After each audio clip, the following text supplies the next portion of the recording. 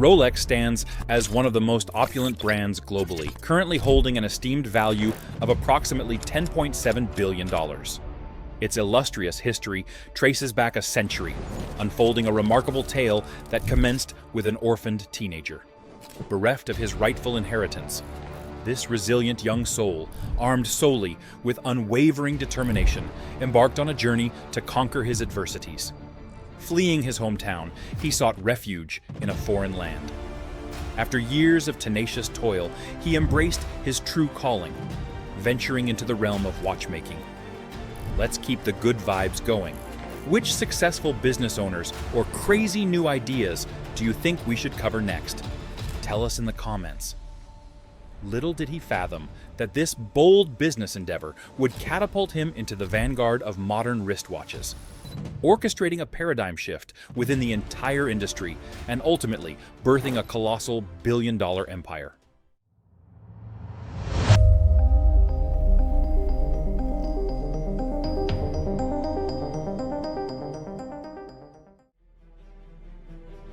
Born on March 22, 1881, in Kumbach, Germany, Hans Wilsdorf emerged as the second son among three siblings to Anna and Johann Daniel Wilsdorf.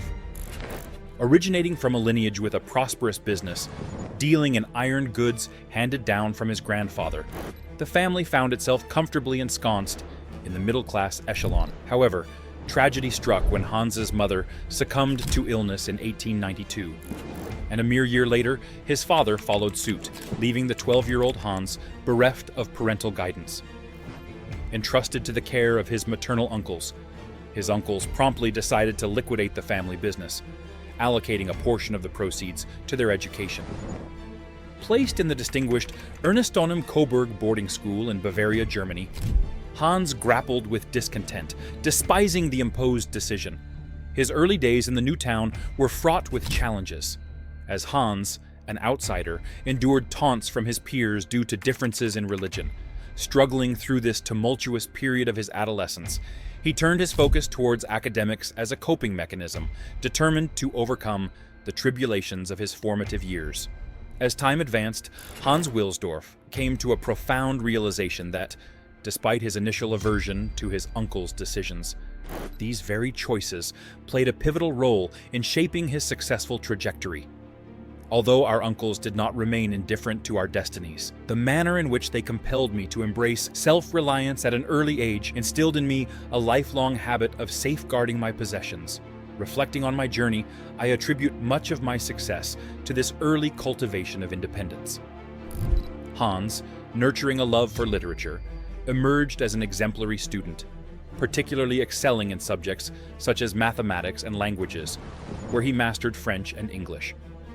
Driven by a persistent curiosity about the world and recognizing the practical value of languages, he foresaw their significant role in his future career. During his school days, Hans formed a friendship with a Swiss classmate who regaled him with captivating tales of Le Châtelard, a city in Switzerland renowned for its rich history in watchmaking.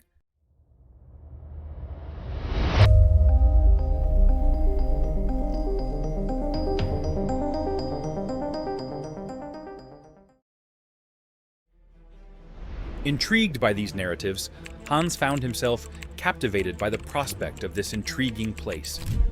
Yearning for a change in his life, Hans made a bold decision to depart from the German boarding school at the age of 19, setting his sights on Geneva, Switzerland. Securing employment as an apprentice with an international pearl exporting company, Hans found himself immersed in a world of pearls sourced from diverse markets. The company's operations involved sorting, grading, and packaging pearls for sale to jewelers, a process that fascinated Hans. Despite noting the absence of tangible creation, he observed that the company thrived in profitability. Seizing the opportunity, Hans delved into learning the intricate business tactics, achieving commendable financial success for his age.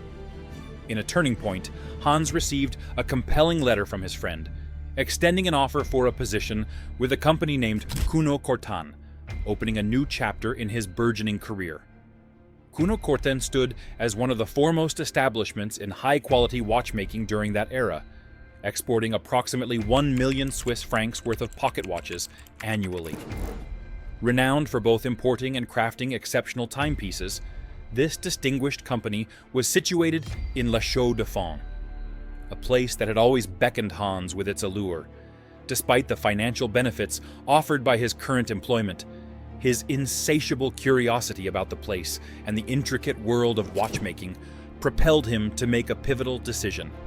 In the year 1900, he relocated to La Chaux-de-Fonds to join this renowned company. In his new role, Hans assumed the position of an English correspondent and clerk, leveraging the language skills he had honed during his school days. His monthly remuneration amounted to 80 Swiss francs, and his responsibilities included the meticulous winding and accuracy verification of hundreds of pocket watches each day. This role granted him profound insights into the art of watchmaking, allowing him to amass a wealth of knowledge encompassing the production of various types of watches. Unfortunately, Hans's time at Kuno-Korten was curtailed as he had to return to Germany to fulfill his military service obligations after a brief 2-year stint. At the age of 22, following his military service, Hans embarked on a new chapter in London, England, working for another distinguished high-quality watch company. Elevated to a more significant role, he assumed responsibility for boosting sales. Over the ensuing 2 years, Hans not only successfully expanded the company's client base, but also witnessed substantial growth in sales. During this period, the seed of entrepreneurship had already been sown in Hans's mind. As he immersed himself in the intricacies of the watchmaking trade, he harbored aspirations of establishing his own watch business, diligently acquiring the knowledge that would eventually lay the foundation for his future endeavors.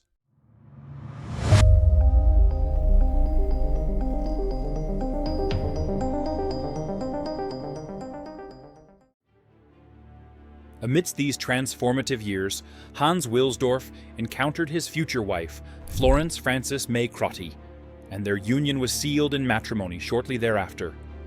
One day, while in deep conversation about life and their future plans, Hans shared with his much older brother-in-law, Alfred James Davis, his burgeoning confidence in venturing into the realm of watch business. Expressing his desire to establish his own enterprise, Hans outlined his vision, but confessed the need for capital. In a remarkable display of belief and support, Alfred, recognizing Hans's passion for watches, decided to take a chance on the young German entrepreneur. Extending a helping hand, Alfred committed to investing in Hans's business aspirations. The pact was sealed with a handshake, marking the inception of Wilsdorf and Davis Limited in 1905. This modest beginning would eventually evolve into the iconic brand known today as Rolex. In the ensuing years, the duo forged a strategic partnership with the Swiss watch company Hermann Egler, based in Switzerland. This collaboration involved importing movements from Switzerland to England, where they were meticulously placed in watch cases. To solidify their presence in Switzerland, an office was established in Bienne. Specializing in the distribution of timepieces at affordable rates, they rapidly gained prominence in the industry. Hans harbored a significant reservation about the prevailing state of the watch industry, particularly concerning pocket watches. At that time, wristwatches were primarily associated with women as fashionable accessories, rather than practical timekeeping devices.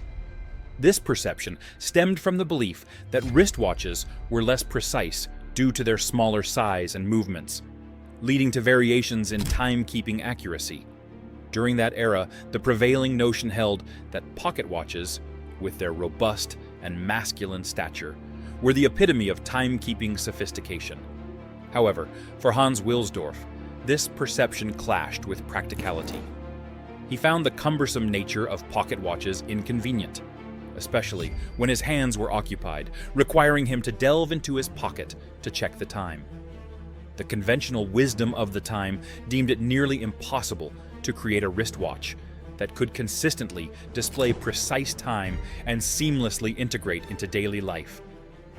In Hans Wilsdorf's personal view, the era of pocket watches was on the brink of fading away, to be supplanted definitively by wristwatches. In 1914, Hans boldly predicted that wristwatches would emerge as the new norm for everyone. This foresight fueled his unwavering commitment to developing the perfect wristwatch. Over the ensuing years, Hans embarked on extensive travels across Europe, engaging with numerous watchmakers to delve into the minutiae of watch design.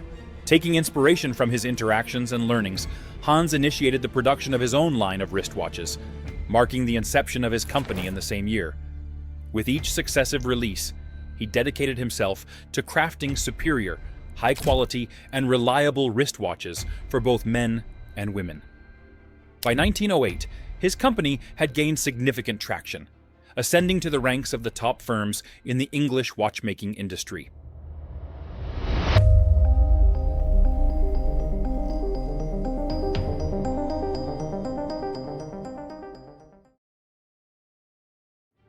As his company flourished, Hans envisioned a rebranding.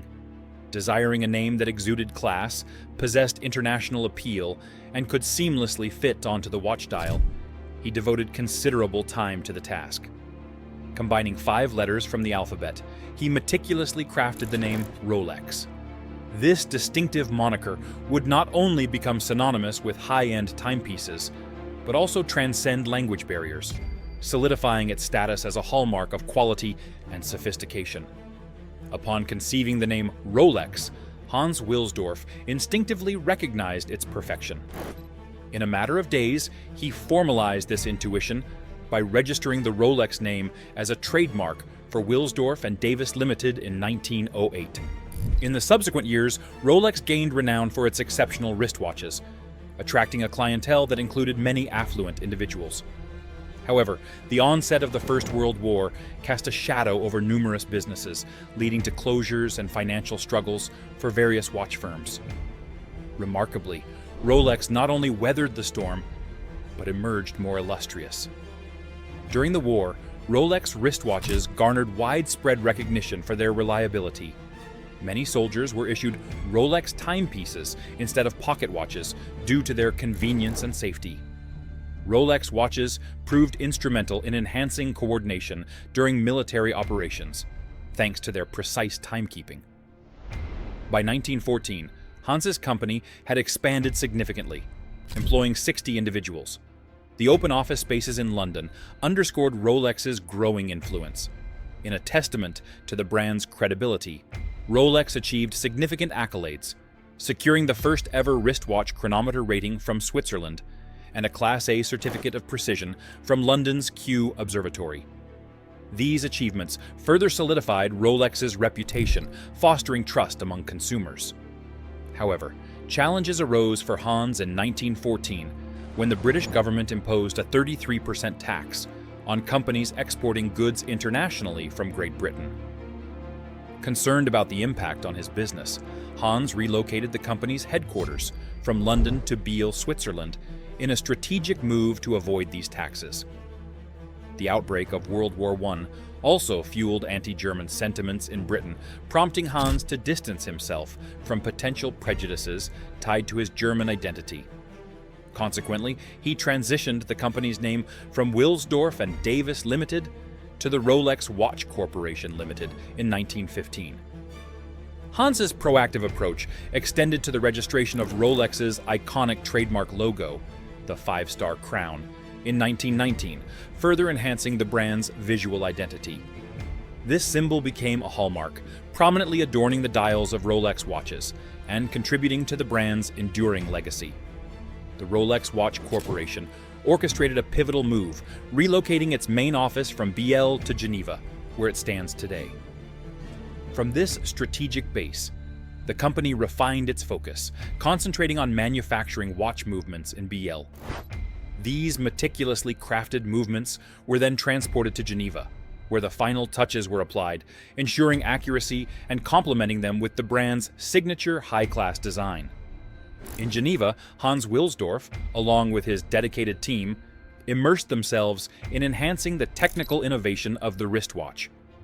Their goal was clear: to create a watch case so impervious that it would guarantee the movements against damage caused by dust, perspiration, water, heat, and cold. Hans, driven by his unwavering patience and determination, persevered in pursuit of this vision. His persistence bore fruit in 1926, when Rolex unveiled a groundbreaking model that would redefine the watch industry, the Rolex Oyster. The Rolex Oyster marked a historic milestone as the world's first waterproof wristwatch. Its tightly sealed case provided optimal protection for the delicate watch movements inside, rendering it impervious to water. Hans Wilsdorf recognized the revolutionary nature of this innovation and understood the significant public interest it would generate. However, he opted to bide his time, patiently awaiting the perfect moment to unveil it in a creative and impactful manner.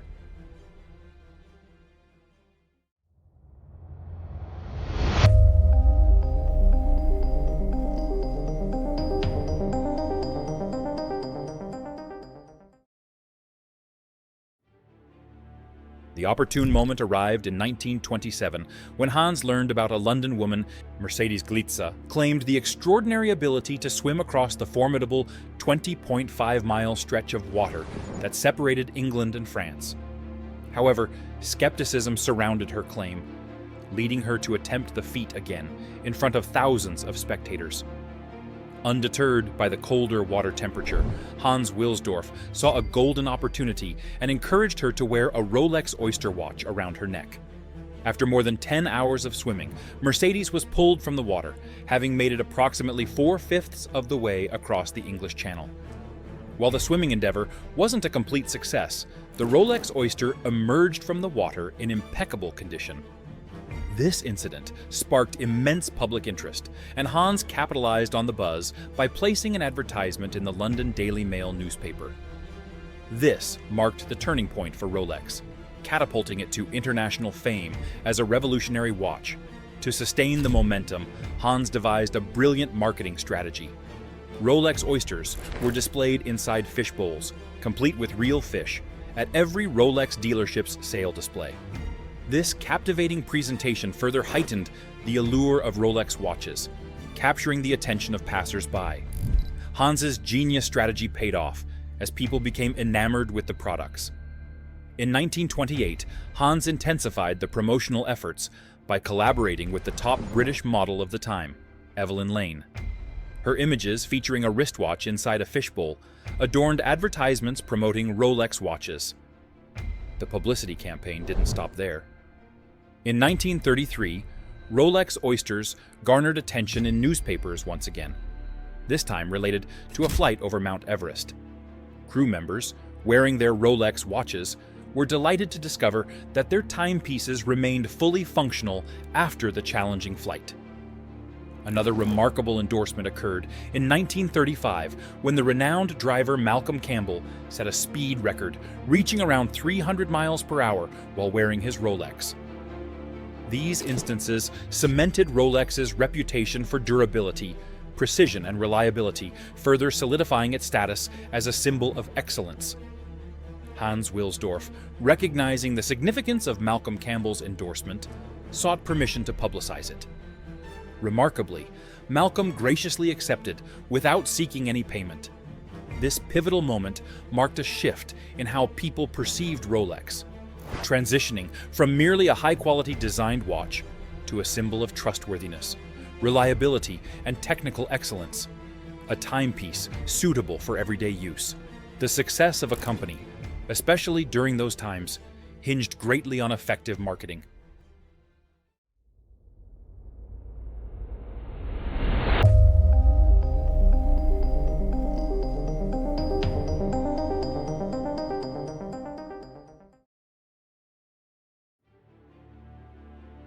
And Rolex continued to captivate the public with its innovative offerings.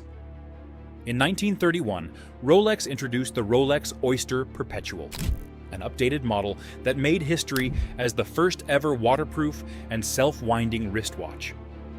While the preceding Rolex Oyster had been a significant achievement, it required manual winding due to its tight case. The new self-winding feature eliminated this inconvenience, fulfilling a centuries-old dream that many had attempted but failed to perfect.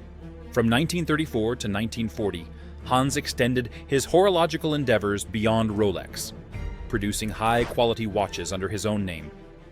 Unfortunately, this venture was discontinued due to the animosity that French, British, and US markets harbored towards Germany during those times. Despite his considerable achievements, Hans faced challenges in the market and had to exert extra effort to establish a successful company, hampered by the prejudices associated with his German name. The outbreak of World War II posed significant challenges for Rolex. Exporting products outside of Switzerland became difficult and expensive, particularly to major markets in Europe. Frustrated by the situation, Hans Wilsdorf faced personal tragedy as well. His wife passed away in 1944. To honor her memory, he established the Wilsdorf Foundation, a charity organization dedicated to social causes. Shortly before his death, Hans took a momentous step by transferring 100% ownership of Rolex to the Wilsdorf Foundation.